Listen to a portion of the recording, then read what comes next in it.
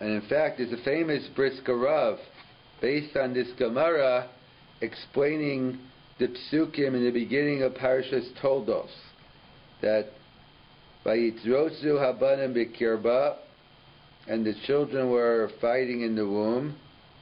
Vatomer imkein lama zeh anochi. What do I need this? Vatelech lidrosh es Hashem. So it's a famous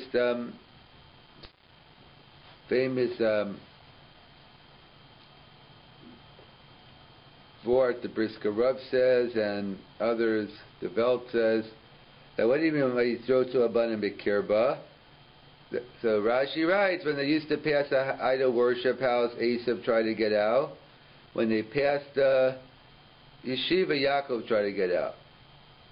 So the question is, what do you mean Yaakov tried to get out? We have a tradition, the Gemara tells us in Nida, that a child, when there is in the womb, you have the best Rabbi in the world. The Malach Hashem is teaching you Kol HaTorah Kulo. And I talk about I don't know anything when I come out. That's because the Malach gives you a little pachi and you forget it all. So why bother teaching it? To show that every Jew has potential for Torah. And in fact, as Rav Chaim Velazhin points out, that's the source, therefore, that every Jew has to be buried, because every Jew has Torah, and hence it makes him a Tashmishe Kedusha. But either way, so they point out that why is he trying to get out? He has the Malach Hashem teaching him. So the Velt is over. You could have the best Rebbe in the world, but if you have a lousy Chavrusa, you have a Chavrusa like Esav, you want out of there. So therefore, that's why he went to by Yitosu Abanim B'Kirba. So the Brisker Rav says, what's this Imkain Lama Zen? Why do I need this? What is Rivka saying? So he quotes the famous Gemara in Brachas Daf Yu, which we did when the story with Yeshaya Hanavi and Chizkiyo HaMelech. And Chizkiyo HaMelech said, you know what? I have a good reason not to have kids, because I had evil descendants coming out. And he knew he's also having good descendants coming out, but his cheshbon was the Mishkal HaChasidus, it's better not to have any kids, even though I'm going to have some good ones, than to bring these evil people. So, Pasha, according to Gemara, Yeshaya Navi is rebuking him. Bahadi Kivsha Rachman Alamalak. Don't get involved in God's secrets. You have a Chiyav, a Pru'er, that's it. So the Brisker Rav says, no, that's not the Pshat. The Pshat is, no, really, Chizkiyahu Navi was right. It was a good taina. It wasn't like it was nonsense. It's better if you're going to have a good kid and a bad kid and a big Russia, then perhaps Chizkiyahu is right, that you shouldn't have the children. What was the taina wasn't on the svara. The taina was, but that's not your department. That's God's department. Pru Ravu. In fact, number one, it's one of the few mitzvahs we have little control over. Of course, we could be osek in Pru Ravu. We could try to have kids, but whether we're going to have kids, have a boy or girl, is out of our control. So he's saying that would have been a good time, except for one little factor, that if you're making cheshbonos, God told you, have children, so therefore it's not for you to go into the hidden realm, work out the hidden realm of what's happening. And that's why they point out, that's why he had a taina. So what about here? So what's the pshat here with Rivka saying, Imkein Lama Zeh Anochi? She says, Lama Zeh Anochi, but in this case it was okay. Rivka's taina was good, because Rivka realized she's having an Esav and a Yaakov, or according to some, she thought it was one. It was going to be a schizophrenic, until she found out Shtei Goyim V'Nek, so she felt a little satisfied. Okay, so she didn't want people worshiping idols in the morning, learning Torah in the afternoon. I think that's what Eliyahu Bahar Kamel was complaining about. So it's much worse to have a schizo than to have two separate kids, one good, one bad. So they point out that was the taina. Lama Zeh Anochi. I'm a woman. I'm not chayiv in Pru Ravu. As we mentioned, Allah is Pru Ravu v'kivshua. The mitzvah is on the man to have kids. It's the way of the man to conquer, not woman. So therefore, why do I have to go through all this? The Taina Chizkiel HaMelech was he was chayiv in Perubu. So therefore, if you're chayiv in Perubu, you can't make cheshbonos. But if I'm not chayiv, I have every right to. Or even we see by Moshe Rabbeinu, Kodem Matan Torah, the Moshe in the beginning of Sefer Shmos, when he says, "Oh, again, we learn now. Chazal tell us he killed with the Shem HaMafurish. He killed the Egyptian with the uttering God's name. So it says the Rashi, the Chazal tell us that he checked the descendants to see that no one good was coming out.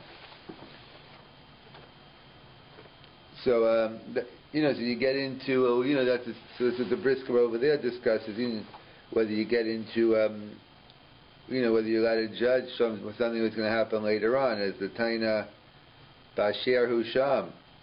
That way, when the angels wanted to kill Yishmael, God said, "What do you mean? You can't punish him now for something that's going to happen later." So either way, we see from the Brisker Rav, we see from Rivka, Lama Zeh Anochi, why do I need this? I'm not chayiv in Peruba, and that's the way Rav Chaim Volozhin explains as well. Kodem Matan Torah is a big difference, because there's a famous kasha. The Gemara tells us in Yuman Daf Chav Ches, Avram Avinu was Makayim Kol HaTorah Kulo. Even the rabbinical mitzvahs, Avil Eruv Tavshuin, and we assume all the avos. So the shayla they ask on Yaakov, is how could you marry two sisters? It's against the Torah. So there are many answers. So one answer given by Rav Chaim Volozhin is because the Jews, it's true the avos kept the Torah, but it's B'Torah's Eino Mitzuva Li'oseh. They did it not as commanded, but as volunteer. They were voluntary. They intuitive through Nevuah. They figured out what God's Ratzon was. However, they saw the big picture. He knew in this case that in order to get the Shiftei, to get the 12 tribes that the Jewish people were going to come from, he had to marry two sisters. So therefore, kind of like an Avera Lishma, which is much more prevalent in Kodem Matan Torah. So that's what Rav Chaim Volozhin says. The reason why they were able to have married two sisters because it wasn't Asur. It was only volunteer, and therefore, if I was commanded not to have two sisters, that's a separate question. It'll be a much harder question to answer. Not that it can't be answered, but it'll be a harder question. Here, it's Kodem Matan Torah, so they weren't commanded, and therefore they looked at the big picture. That's why Chizkiyahu looked at the big picture, but the problem was he was commanded in Perubu. However, by Rivka, it says, Im kein lama zeh anochi, what do I need this? Meaning, I'm not chayiv in Perubu. Why do I have to go through all this? And therefore, the answer was, Shnei Goyim v'Vitnech, don't worry, it's two different nations, and you're going to have a Yaakov Avinu, and you're going to have an Esav. So Parashas Toldos deals with the birth of Esav and Yaakov. Vayitzrotesu Habana Bekirba, and they were fighting in the womb, and we all know the famous Rashi quoting Chazal, when she passed through the yeshiva, Yaakov tried to get out. When she passed through the house of Avodah Zarah, Esav tried to get out. So the Belt has a famous kasha. They say the Brisker Rav, others, like, where's he running to? We know the famous Gemara in Nida that the Malach Hashem is teaching you Kol HaTorah Kulo when you're in the womb. You have the best Rabbi in the world, and it's nice and comfy in there apparently. So where's he running to? So the Belt says over, you could have the best Rebbe in the world, but a chavrusa like Esav, you want out of there. The chavrusa is almost as important, sometimes more important than the shir. So they go up and it grows up, that Esav becomes the hunter, Yaakov, and then we know at the end of the day, during the middle of the parsha, Yitzchak wants to give the brachas to Esav, Rivka has other plans, and Rivka tells Yaakov to get dressed up, and he gets the bracha.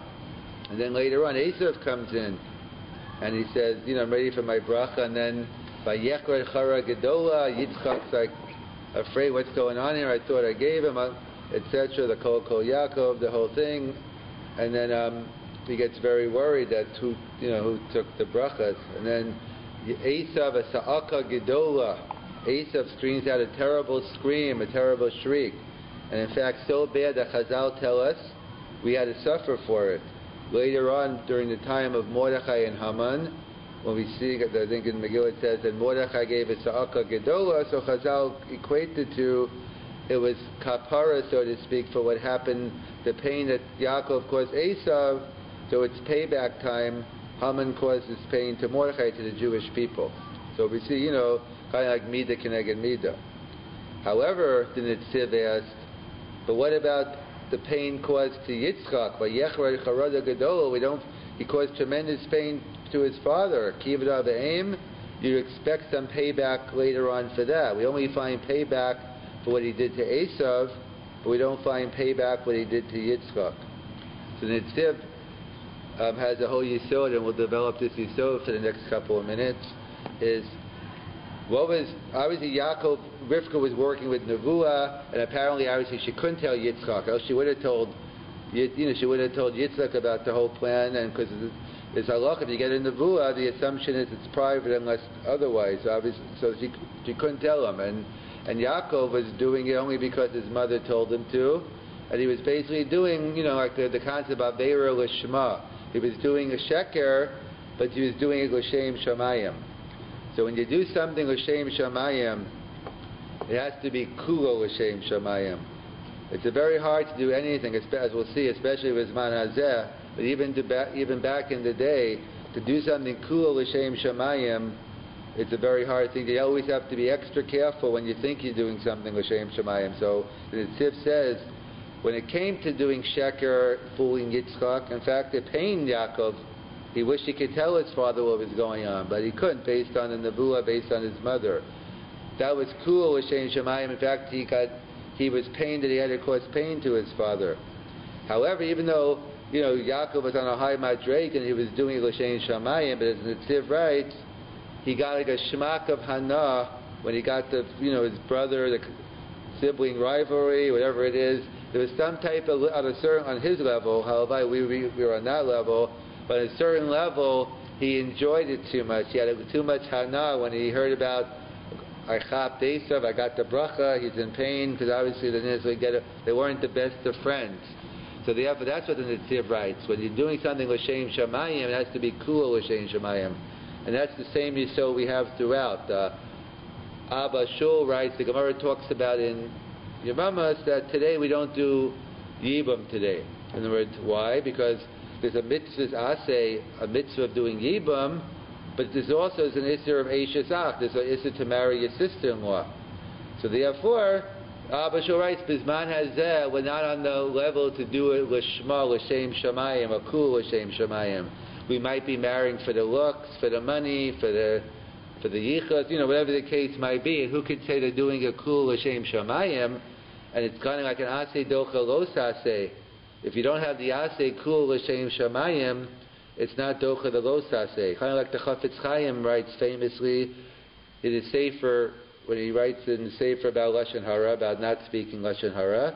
So he talks about all the rules of Lashon Hara, and of course he gives the exceptions to the rule.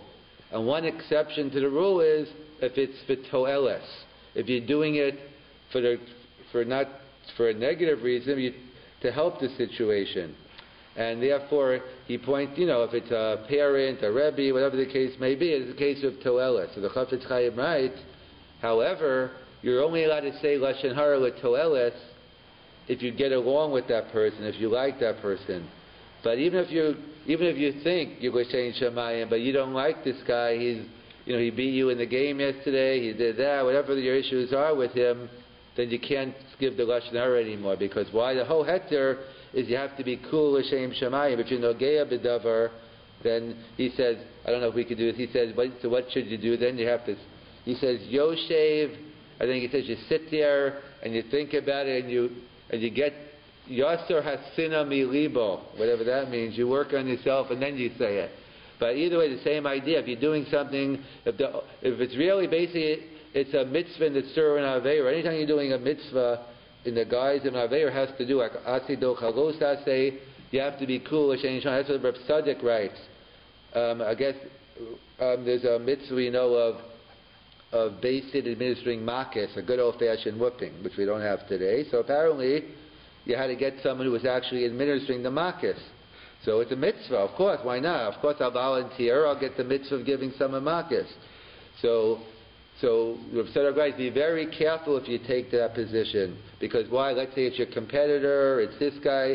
If you're giving makis to someone, it has to, you should stay far away from that position, because if it's not l'shem shamayim, you'll be involved in avera, not a mitzvah. And we see that yisod by Yibam, we see it by lashon hara l'toeles and Itziv, and in fact that's the whole yisod of there. Many examples in the Gemara, I think 7, 8, 9, of aseh docha los aseh. We have the Kohen with the big day kahuna, with the tchelas on a regular pair of tzitzis. We have Yavama, Mila b'tzaraz. There are 8 or 9 examples, and interesting to note, we don't have any halacha l'maisa today on aseh docha los aseh. All the examples of the Gemara, for whatever reasons are, they're not nogeya bizman hazeh. So that's what the Mefarshim explained. It's not coincidental, because who's on the Madrega today to do?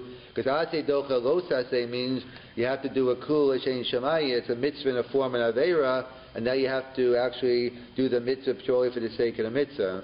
In fact, that's Rav Shlomo Kluger writes about the mitzvah of Eretz Yisrael, that the Mishnah says in Ksuvis, Hakol Malin, everyone has a mitzvah to go to Eretz Yisrael, and whoever doesn't want to go to Eretz Yisrael, that spouse is responsible for breaking up the marriage. Who cares who's responsible? If you're going to get divorced, you're going to get divorced. Not kamina ksuva. Are you obligated to pay the ksuva? So I guess this is all in theory anyway, on the books.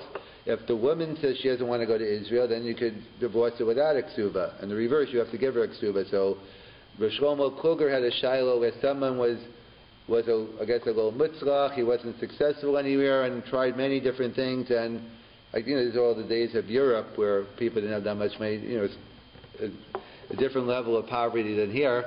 And he said, you know what? Someone got an idea. Why don't you go to Israel and start a business there or something like that? So he said, okay, great idea. He told his wife we're going. She said, I'm not going anywhere. I want to be with the grandkids, my kids, the family. I'm not going anywhere. So he said, okay, so I'm not going to give you a ksuva. So they went to Rav Shlomo Kluger, and he said, no. He says, if you only time the halacha of going to Eretz Yisrael, if you're going kulo l'shem shamayim, if you're going for l'shma, for the sake of Yishuv Eretz Yisrael, if you're going for parnasa, that's not the mitzvah, and therefore he said you're chayav to pay the ksuva. But the same yisod, that you have to be very careful when to do things l'shem shamayim. And that's why the whole principle of aseh docha los aseh, and as the Ramban points out, and the Meshech Chochmah elaborates, that what's the whole principle of aseh docha los aseh? Why is it anyway? So, because aseh represents ava, los aseh represents yira, and greater to serve God out of ava than to serve God out of yira. That's why aseh docha los aseh, and that's why in the Beis Hamikdash, Rav Yosef Engel points out, where we focus on yiras Hashem, mor hashchina, we don't apply aseh docha los aseh, but that's the general rule. So comes along, the Ramban really asks the same question, and the Meshech Chochmah elaborates is, but wait a second, we seem to have a kasha. Is that true? Well, it is true that aseh docha los aseh, and he says ava versus yira.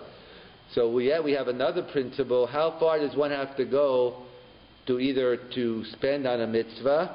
How far does one have to go to avoid doing an aveira? So the halacha is, regarding to performance of a mitzvah aseh, only have to spend up to 20%. But when it comes to avoiding a los aseh, I have to spend kol mamono. We said aseh docha los aseh. So meaning aseh is more important than a los aseh. Yet we find in this halacha it seems to say the opposite. So what's the pshat? How do we reconcile these two apparent contradictory concepts? So the Meshech Chochmah, the Ramban himself actually says it as well. Then no, because what's the pshat? What aseh docha los aseh is because it's greater to show you love for God than to show you fear for God. That's a higher level. But if you reverse it, what's worse? Not to perform an aseh, that shows I don't love God, but to violate a los aseh, that shows I don't fear God. Not showing you don't fear God is a lot worse than showing you don't love God. So it all depends on which angle we're looking at.